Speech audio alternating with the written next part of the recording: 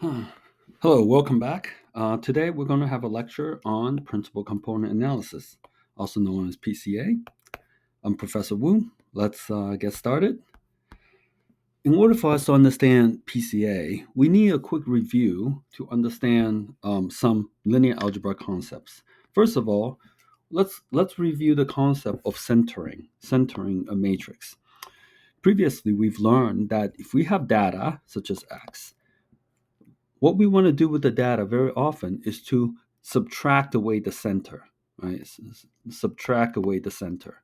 If you subtract away the center, we want to do that before we run like regression algorithm. And the way we go about doing that is for every single sample, we simply subtract the center away. Just to make really, really clear that you understand what I'm talking about, let's say this is the data. It's just three samples, x1, x2, x3, right? And it has two dimensions, first dimension, second dimension. In order for us to identify the center, for each dimension, we find the average value. So the average value here is 4 divided by 3. And over here is 3 divided by 3. So the average for each dimension is right here. When we do centering, we essentially take each sample and subtract away the average. So over here, because there's three samples, we need to subtract it 3 times for the first one, for the second one. So notice the center is the same, right? You're taking each sample and you're subtracting the center away. And the result it's like this.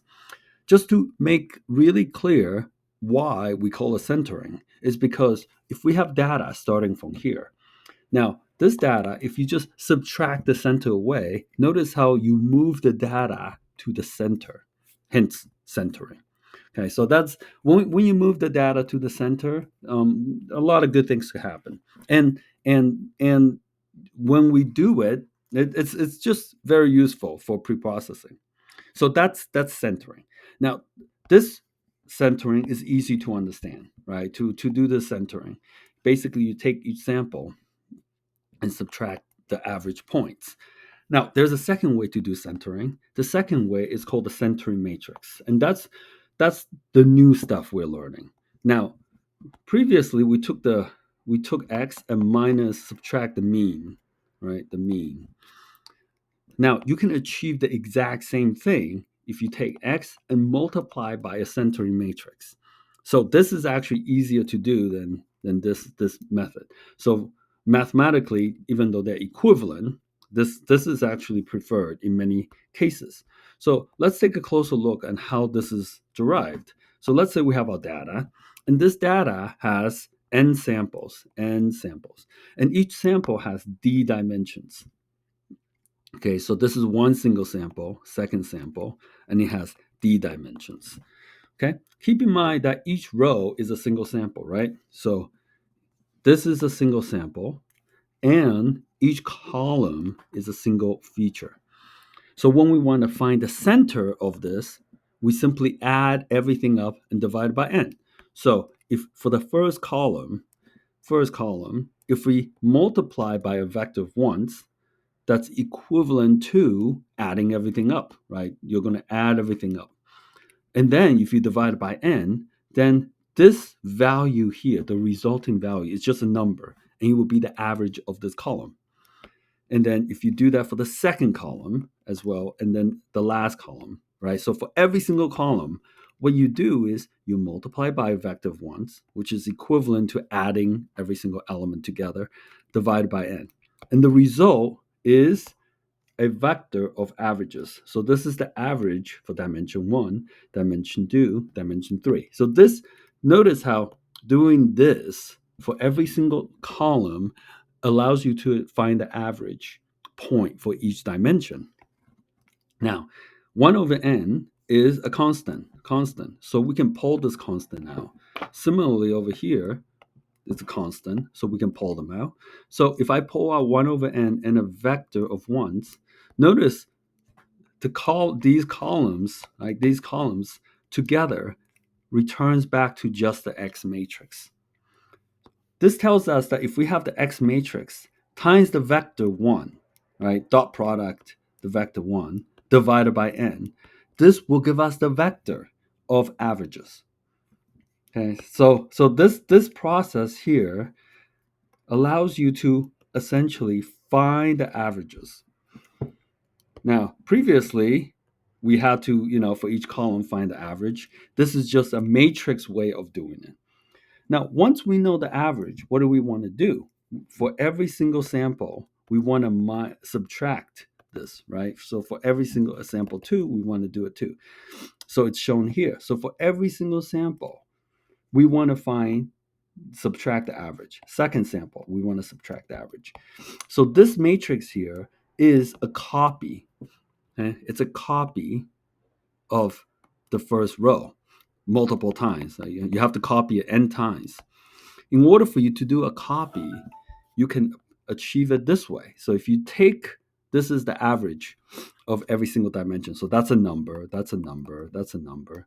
So this right here is a vector of averages.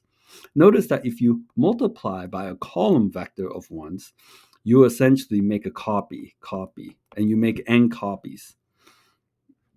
Okay, so this right here is a column of 1, and we know what this is. We did this previously. This is averages. So the average is 1 over n times 1 and x. This right here is identical to what we just talked about, right here.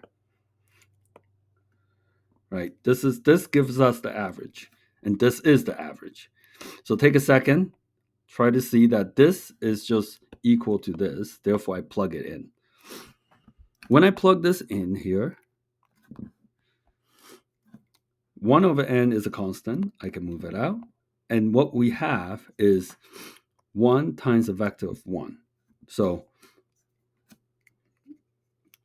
the result, x moves down, 1 over n moves out, 1 times 1 is here, and x is here. So now, what is happening? This is saying that x minus the average, right, will give you x bar. So this is the center data. Now, notice how x here can be pulled out right here. You pull both of them out. Now, if you pull both of them out, the resulting matrix is what we call the centering matrix, C. So if you take x, multiply by this, it's equivalent to creating a centering matrix. And this right here is the centering. Okay. So in conclusion, you have 2 ways to subtract the center, to move the data to the center. One way is to, for every single element, you subtract the center. But you can combine all those operations into a single matrix multiplication.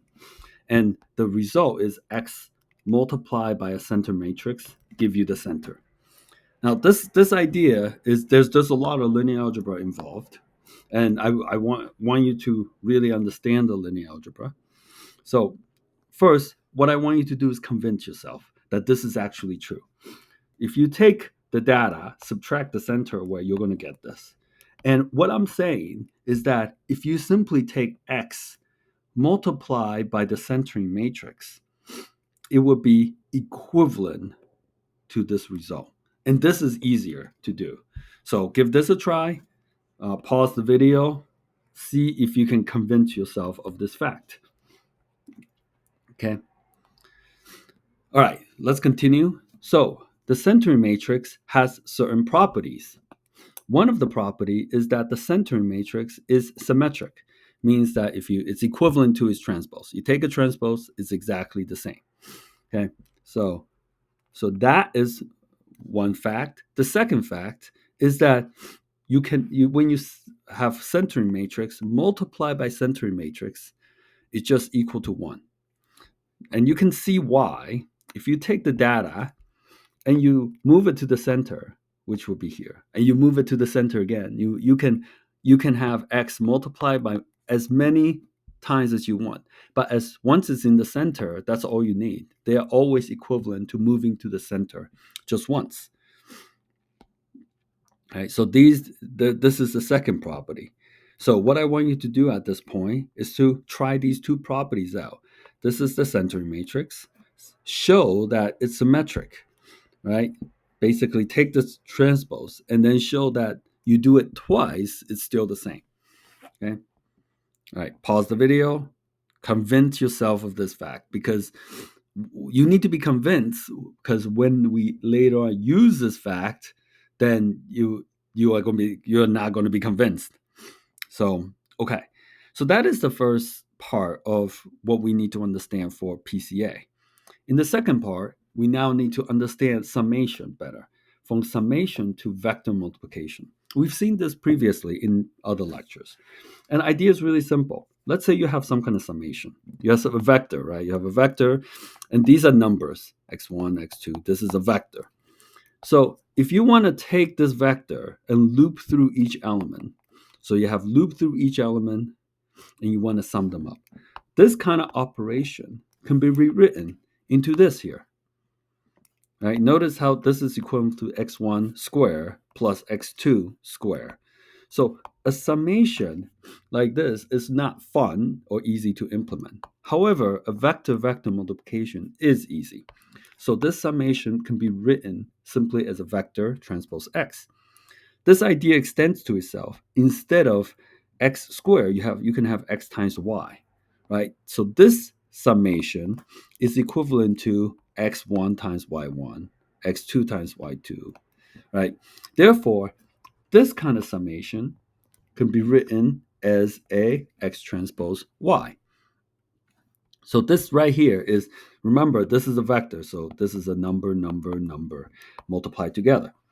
Now, we can further extend this idea. So this is, instead of a number, let's say it's a number minus average, which this is still a number.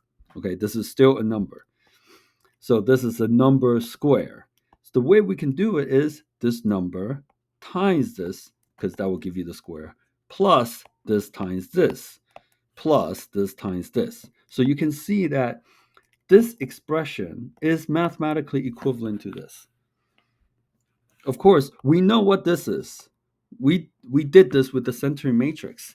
We essentially took every single sample and subtract away the center, right? Therefore, if we take the sample, subtract away the center, it's equivalent to x times the centering matrix. And this is the transpose version of it.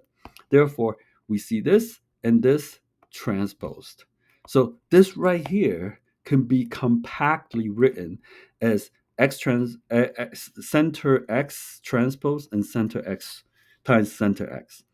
And then when we rotate them, which is x now transpose cx. Now, this is symmetric, so c is symmetric. And then when we multiply two c's together, therefore it's xcx. So this summation, which is a pain to implement, is much, much easier to implement when you simply multiply the vector x times the center matrix times x. Okay. Now let's extend this idea further. Now instead of square, we have x minus the average x, y minus the average y. Right now, therefore it's x y multiply. Right, the idea is exactly the same. And therefore, over here, what is this? This is y minus the center. So y minus the center, which is y times the center matrix. And over here is x minus center. Therefore, this together can be really, really compactly written as x transpose cx. Okay. Now you want to take a second, understand the logic starting from here to here to here to here, and see how they can be from something as complicated as this. You can compactly written it as this way. All right, so remember the equation for variance, right? So that was the equation for variance. We have worked with this, and this is the equation for covariance. This looks exactly the same as what we have seen here, right? And we also learned that covariance xx is equivalent to just the variance. All right. For the next exercise, now look at the variance equation, look at the covariance. I want you to write out the compact matrix vector multiplication format for each one of these. Okay, pause the video and do that. Okay. I provide the solution here. So solution here and solution here. Okay, so make sure you can do this. This is very important. You need to, without understanding all these components, you're not going to understand the math behind PCA. Okay. So how many parts have we done? We've done the centering, and then we've done matrix vector conversion. All right. And now the last part that you need to understand before we move on to PCA is how you perform multiple projections. So in PCA, let's review projection again. So if we have a vector and xi and another v, if we're trying to project the data down, we can find the threshold si simply by figuring out the unit vector and the length. If we know the unit vector here, and we know the length is alpha I, then this location is simply the unit vector multiplied by the length is equal to si, which is written right here. And now, also, we've learned previously that this distance, alpha I, is simply v hat, the normalized version, dot xi. So we essentially know how to find the distance, and we know how to find this exact position. Now, in machine learning, we don't just deal with one point. Very often we deal with multiple points. Here, x1, x2, x3. So well, in this case, we're not just projecting one point down to v, we're projecting all three. And the compact way of writing that is like, if it's just one, it's just vi transpose times v hat. But if you have multiple of them, you will write it this way. The first sample dot v hat, the second sample dot v hat. So the way it is, it's just the entire set of points multiplied by v hat. And that will give you the alpha points. So it will give you the distance alpha 1, the distance alpha 2, the distance alpha 3. All right, so you can get all the distances from here to here, here to here, here to here. Now, notice that originally these original points, they reside in a 2D space, right? This is 2D. However, once you've done the projection, the points reside in a one-dimensional space. So all you really need to know its coordinate and location, assuming that you know it's on V, is that you need to know the distance, which is alpha 1, alpha 2, alpha 3. So after projection, all the points now live on one dimension. And therefore, if you just know the alpha values, it allows us to know the exact location of each point. Therefore, we can interpret the original data as in 2-dimension, 2D, and then alpha 1, alpha 2, alpha 3 as the new coordinate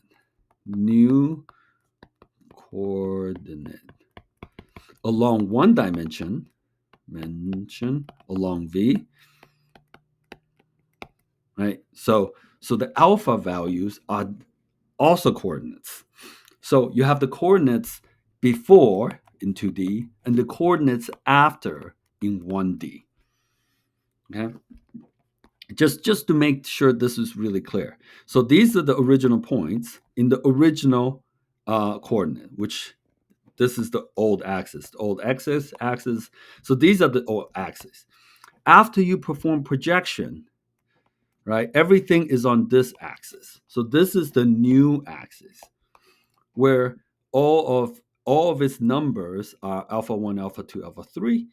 And then in this new axis here, this axis, they're all zero. They're all zero. Therefore, we don't need the zeros. We just need alpha 1, alpha 2, alpha 3.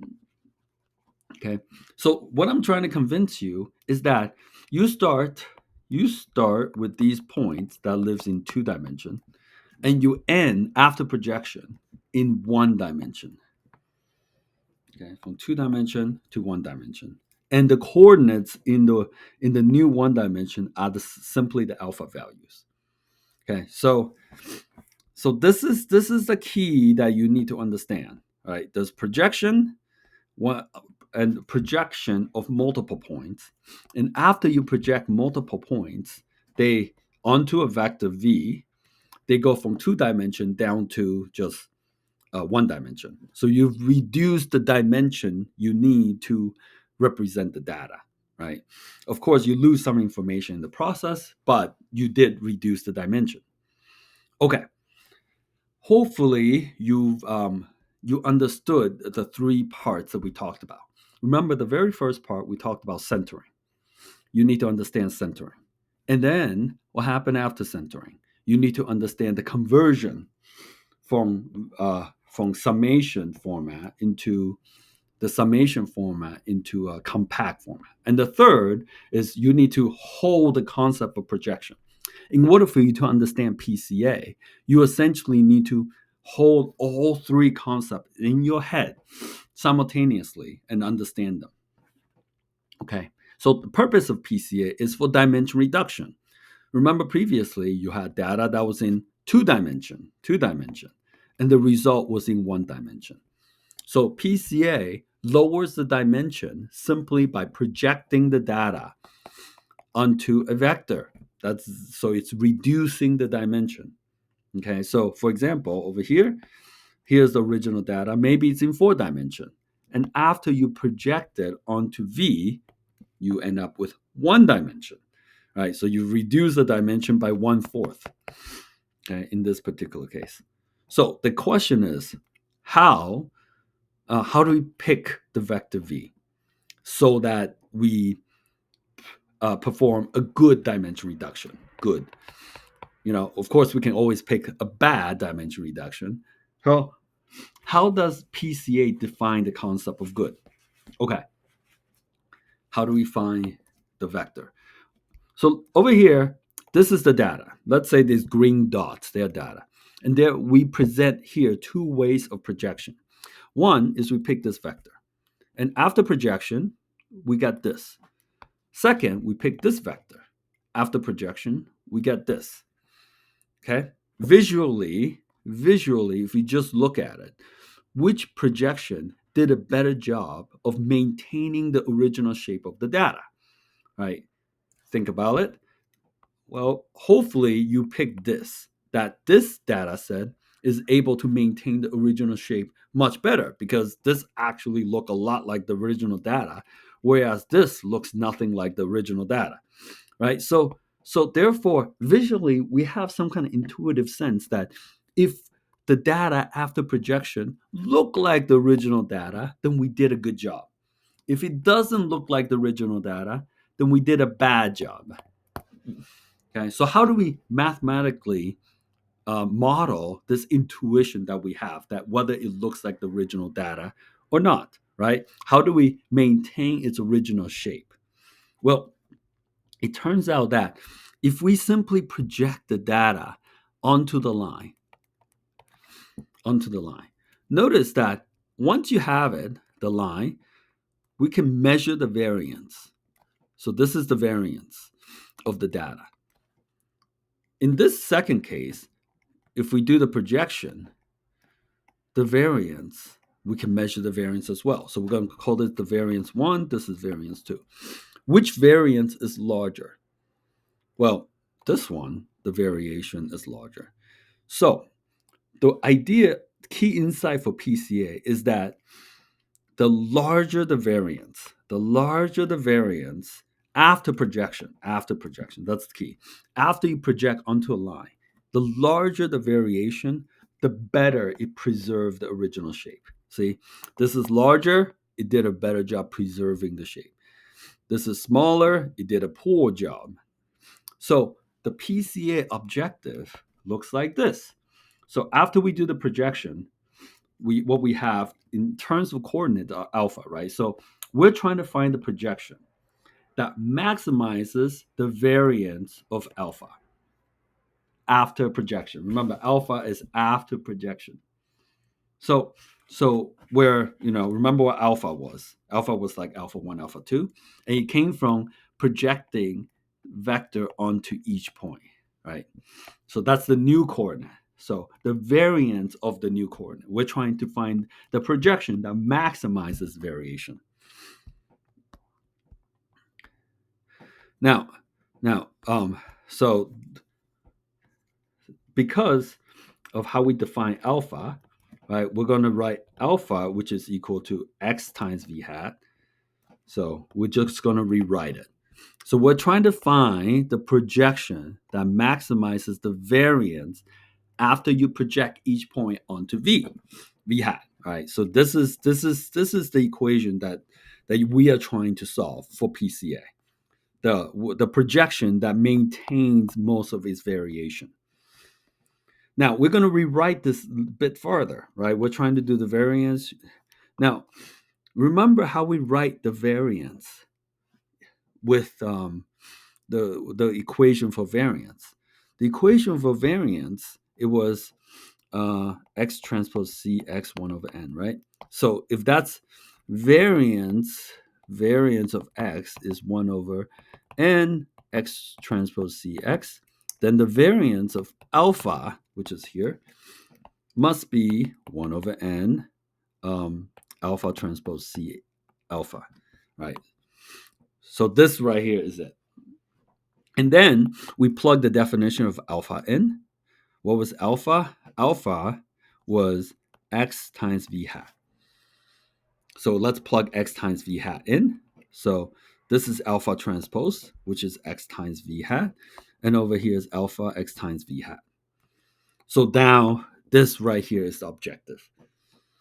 Basically, we're trying to find the vector of projection v hat that maximizes this relationship. At this point, we run into a problem. Based on the rule of projection, we need a v hat.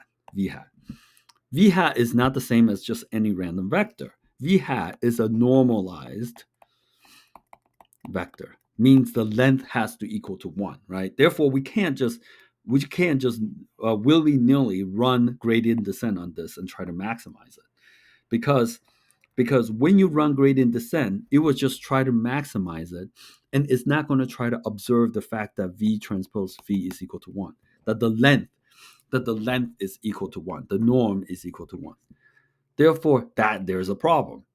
Right, gradient descent is just going to try to make this as large as possible. Gradient descent does not care if v is normalized, right? That the L2 norm is equal to 1.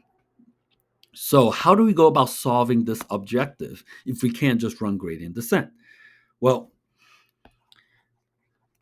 what we could do is to realize that the L2 norm equals to 1 implies a very special condition. And the condition is that v transpose v has to equal to 1. It's saying that the norm has to equal to 1.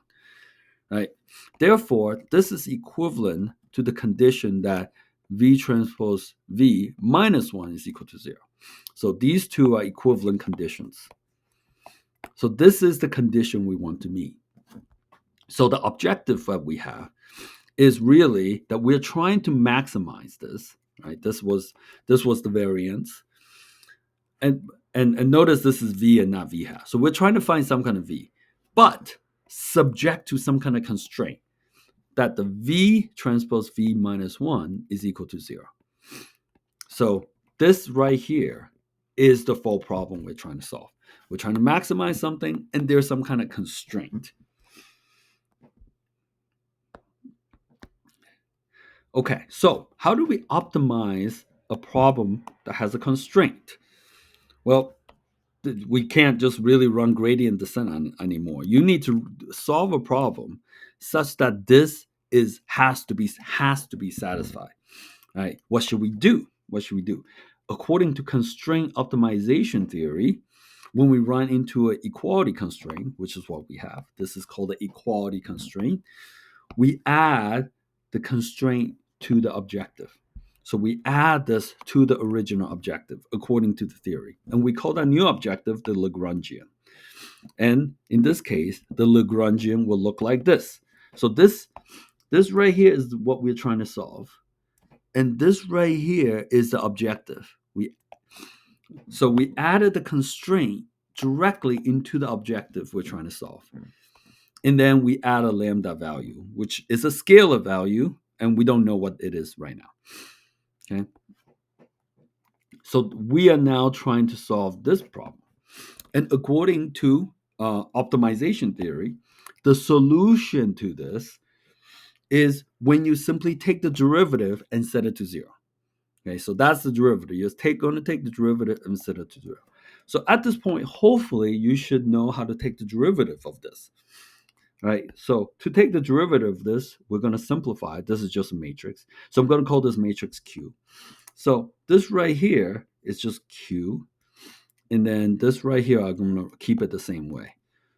So what we are trying to take the derivative with respect to V is now something that looks like this. And hopefully you're able to see it. The derivative is 2qv minus 2 lambda v is equal to 0. So now we are solving for V, giving us this objective. So we want a V, we want to find a V such that when V times a number is equivalent to V times a matrix Q.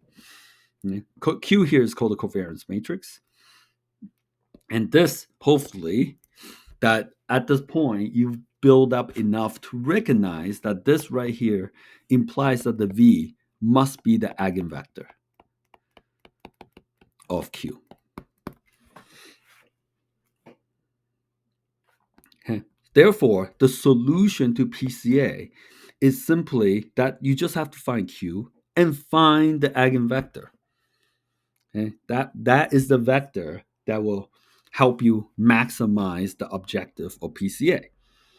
Now, there's a question there where, well, when we take the eigenvectors, there are multiple eigenvectors. So how do I know which eigenvector I should pick?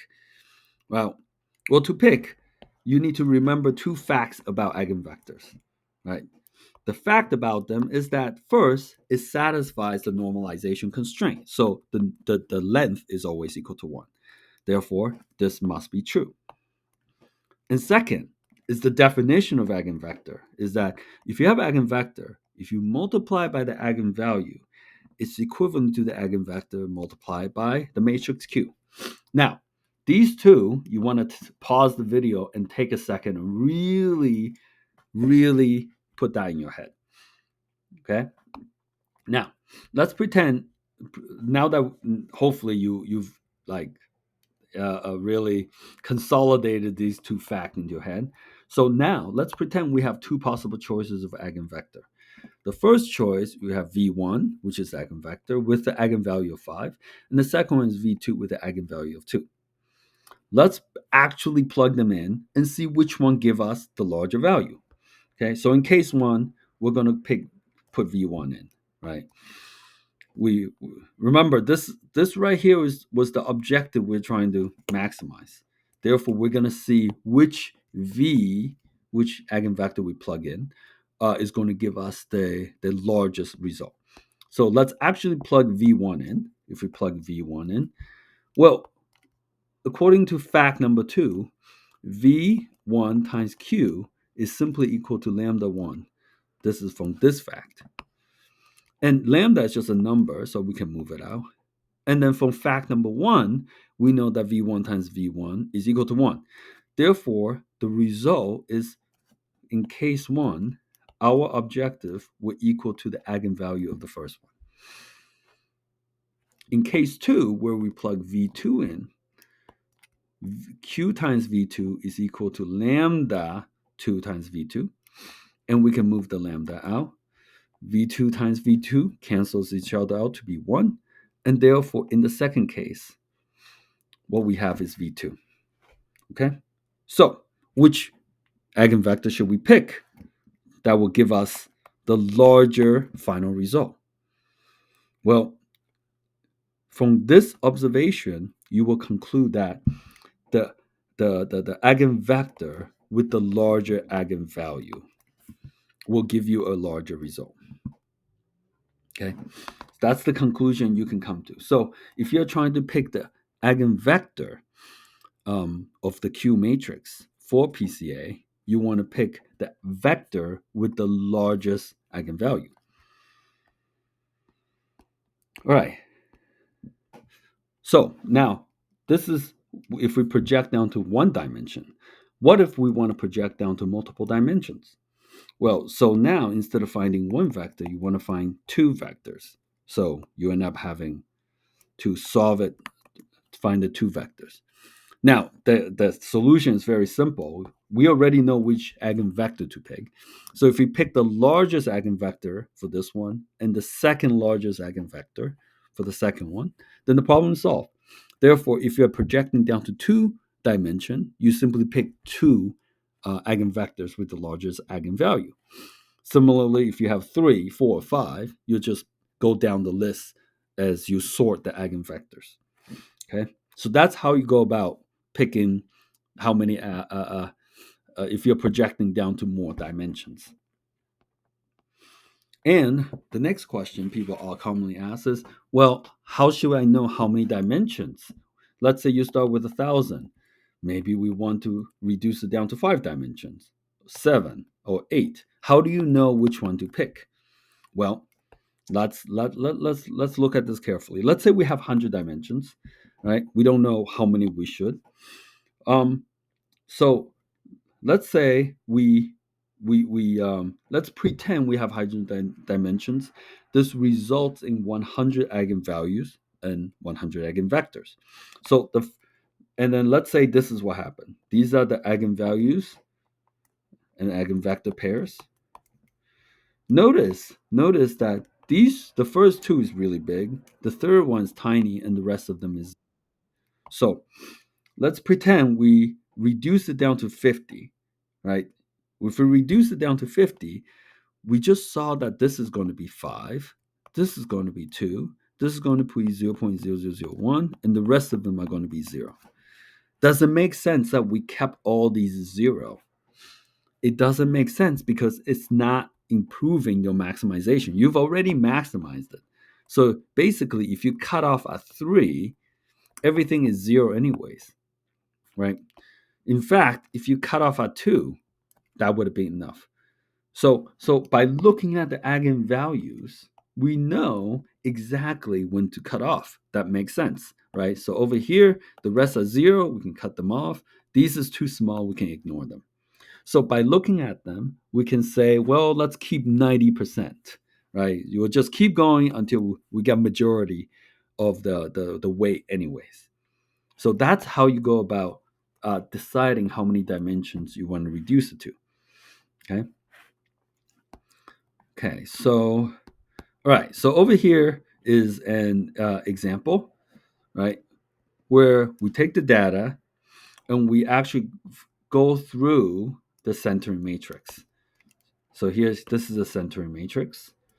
And with the centering matrix, I would multiply it, right? Multiply it, and then figure out the eigenvalues.